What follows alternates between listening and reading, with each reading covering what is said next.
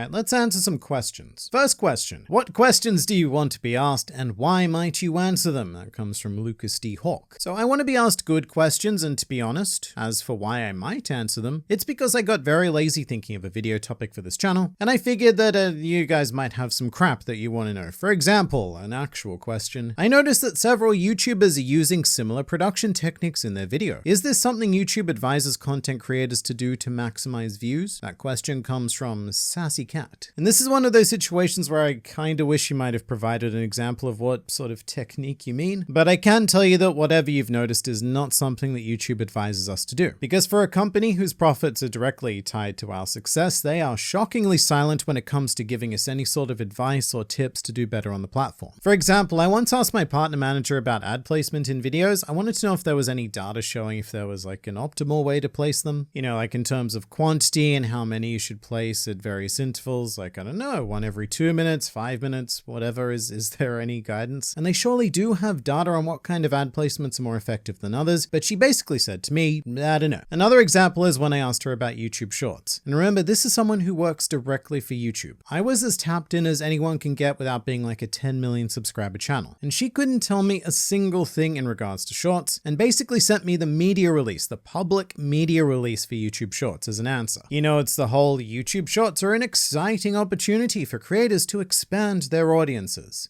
and all that kind of crap. Very corporate speak in the way that they say a lot of words, but ultimately tell you nothing. And so I guess to get back to your question, the reason why you might notice channels using similar production techniques is because the best information that YouTubers can get is from other YouTubers. So if someone has found something that clearly works and is easily replicable, then that technique will probably evolve into a meta for a while before we all find the next thing that works. All right, this is from Landon Ackerson. Which character from One Piece do you relate to most and why? Honestly, I think I relate to Usopp the most. He's not my favorite character, and that's potentially due to how much I relate to him. You know, sort of weird looking guy surrounded by all of these people who are just so much better than him at any given task. I feel like most people are like that though. Usopp is meant to be the everyman in this situation. Also, he is very good with strange skills, like he's a jack of all trades, but not necessarily a master of any, which is kind of where I fall. I can do almost anything to a satisfactory level, but rarely can I do any one thing beyond that. Since you already speak your thoughts in a podcast manner on this channel, what made you also want to participate in the Blue Banana podcast? That comes from Sickman.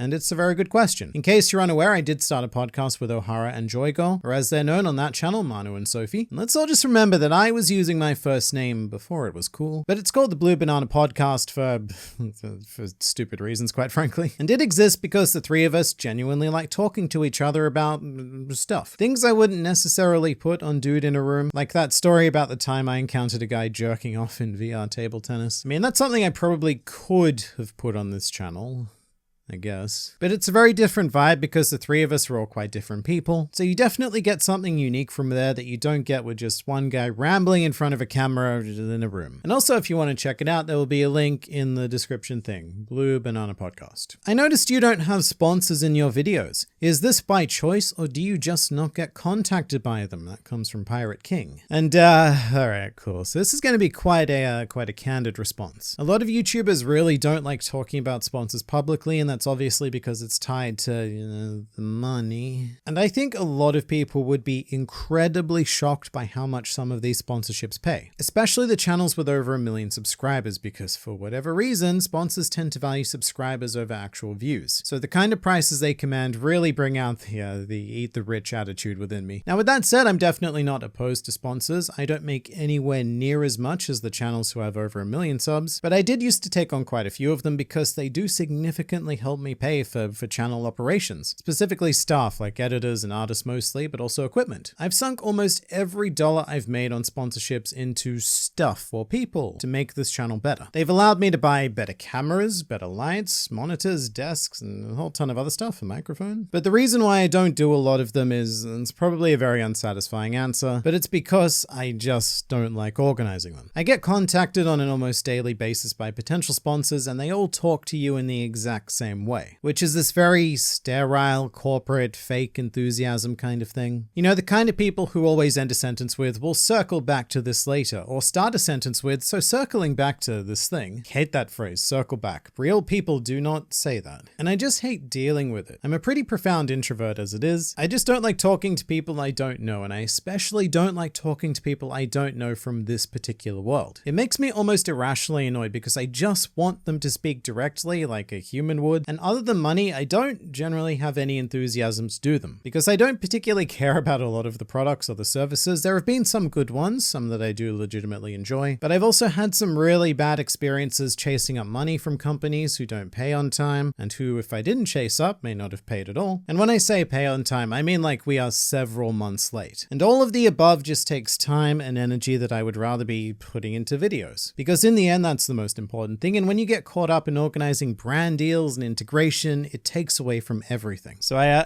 don't know if I actually answered your question, but that was a ramble about sponsorships, I guess. How does one become a dude in a room? Is there an application process or a formal test to truly become a dude in a room? That's from Hyper T Dog or Hypert Dog. Alright though, step 1, be a dude. If you don't have a penis, that's fine, don't panic. Just make sure you always shoot from the waist up. Alternatively, I'm pretty sure that dude is actually a gender neutral term, so the penis factor may be completely irrelevant anyway, in which case, skip step 1. Step 2, be in a room. The room size doesn't typically matter. I'd say the only requirement is that you have 4 walls. Although if you wanted to fake it, you could probably even get away with 3, maybe even 2 if you were feeling particularly ballsy. You could even go for 1. But 4 is the number that I would personally go with, just for safety. And step 3, celebrate your wild success. Congratulations, you are a dude in a room, and I will be sending you an invoice in the mail. How do you deal with getting burnt out? I feel it constantly, yet always see others working even harder. Is it simply because you're always working with your passion? That's a profound question from Adam Lockyer. But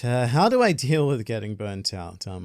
The simple answer to that is very unhealthily. YouTube is one of those jobs that never really allows you to take time off, for reasons I think I've explained a couple of times in other videos. But that's not unique to YouTube. It's really the same for any kind of enterprise where you act as your own boss. There's no clocking off and you only get out what you put in. And the way I deal with burnout is by pushing through.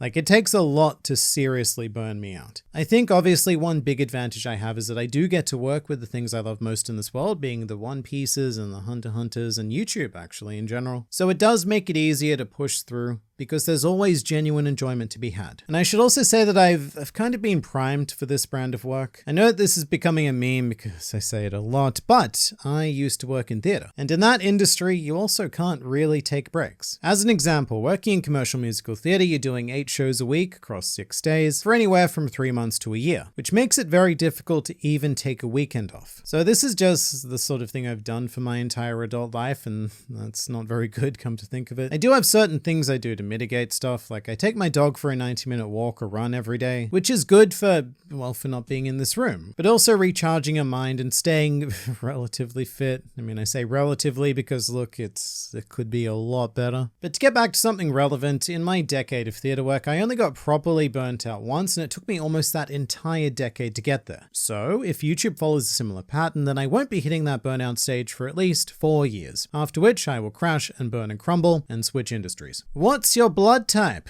That comes from Genuine Bucket. And I don't know, actually. I should maybe find out. Are any YouTubers signed to YouTube and promoted by them? Or to put it simply, does YouTube have any contracts with YouTubers? That comes from Mr. Meatman Meaty. And okay, this is probably something that most people don't know. Absolutely nobody is signed with YouTube. What happens is when a channel reaches a certain amount of subscribers and watch hours, they are then invited to apply for the YouTube Partner Program, which makes it sound like we're a part of YouTube, but do not be misled by the word partner. It can be more accurately described as the ability to run ads, and we actually make money through the Google AdSense system. So a more accurate way of looking at it is that we get paid directly by Google and very much circumvent YouTube as a company. With that said, YouTube does collaborate with certain creators for their own content. An infamous example would obviously be the YouTube Rewinds, which I guess counts as promoting those creators as well. So I guess from that perspective, they do work with creators, but only the very, very top ones. And as I mentioned before, I have a YouTube Partner Manager, which is essentially a direct contact into the company who I can ask questions and come to with any concerns. It's not something that costs me any money, and YouTube offer them out as part of a lottery system, I think. Oh, and also they only last 6 months, so in fact, by the time this video comes out, I may very well not have a partner manager anymore because we are definitely coming up to that mark. And again, it's weird to think about, but YouTube as a company don't actually have a lot of interaction with their creators. And the way I think of it is that YouTube is the theater venue, and then I think of the creators as production companies bringing shows into that theater. The theater itself it's basically an inanimate object and a mere platform for the show. And every company that goes in there needs to discover all of the funky quirks of the theater and how best to work within it. Any chances of making collabs in GLR with Murphy, Daniel, or TNM? Question comes from literally just some guy. So by those names, I assume you mean Murphy Napier, Daniel Green, and totally not Mark. And the easy answer is not on Grand Line Review. Because I've experimented with collaborations on Grand Line Review before, and they never go well. Maybe it's me.